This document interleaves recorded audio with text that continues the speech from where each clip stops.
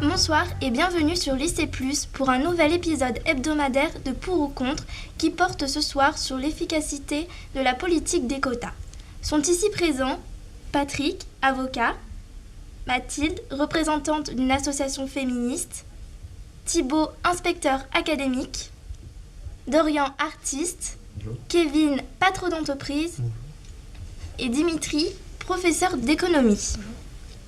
En février 2012, une loi a été votée à l'Assemblée nationale pour instaurer progressivement un quota de 40% de femmes parmi les hauts fonctionnaires nommés chaque année.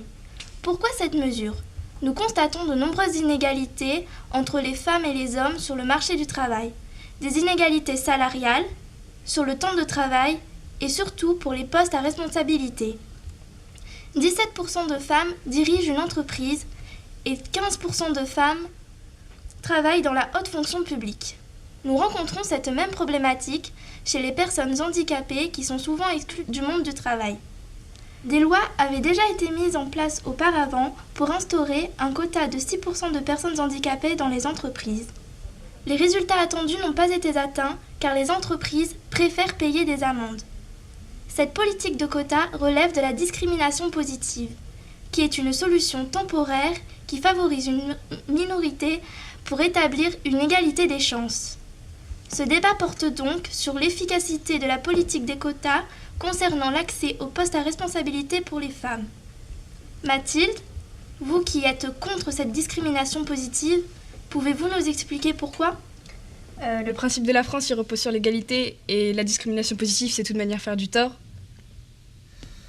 L'égalité des droits reste quand même un principe très théorique et ne correspond pas à la réalité. Moi, en tant qu'avocat, je trouve ça inadmissible parce qu'il n'y a pas d'égalité de traitement. Or, dans l'article 1 de la Déclaration des droits de l'homme et du citoyen, on dit que tous les hommes naissent libres et égaux en droit, donc ça prouve que c'est pas théorique. Oui, mais la discrimination positive permet d'entrevoir un meilleur avenir aux femmes grâce à une insertion réelle dans la société. Oui, mais ces femmes-là, elles peuvent être victimes de tout ça, puisque maintenant elles sont montrées comme étant ici, pas pour leur mérite, mais seulement parce qu'elles sont femmes, et ça renonce au principe de la méritocratie. Vous pouvez m'expliquer le terme de méritocratie, s'il vous plaît ? La méritocratie, c'est un système qui valorise le talent, le mérite, les compétences. On a tout ça parce qu'on le mérite et pas parce qu'on est femme. Mais les femmes, au bac, il y a 5% de plus de femmes qui réussissent au bac par rapport aux hommes. Et que les femmes, on les trouve moins au poste haut gradé. Et qu'elles se rendent compte qu'elles sont donc évincées parce qu'elles sont femmes. Oui, mais déjà, nous avons un premier bilan datant de décembre 2011 qui montre une augmentation de 20% des femmes dans le monde du travail et surtout dans les entreprises du CAC 40.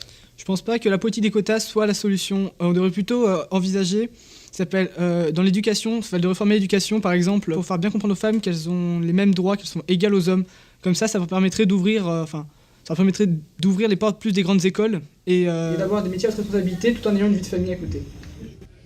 Mais si vous êtes contre cette politique des quotas, vous êtes pour un statu quo, que en fait vous êtes un peu archaïque, vous vivez dans l'ancien temps et vous ne voulez pas changer, réformer tout ça. Non, pas du tout. Ce que je propose, moi, c'est pas une solution sur le court terme comme celle de la politique des quotas, c'est plutôt qui donnerait des résultats sur le court terme aussi. C'est plutôt une solution sur le long terme qui serait longue à mettre en place, mais qui ensuite donnerait des résultats qui seront aussi d'une grande durée. Le débat est terminé. Nous pouvons en conclure que les avis sont très partagés.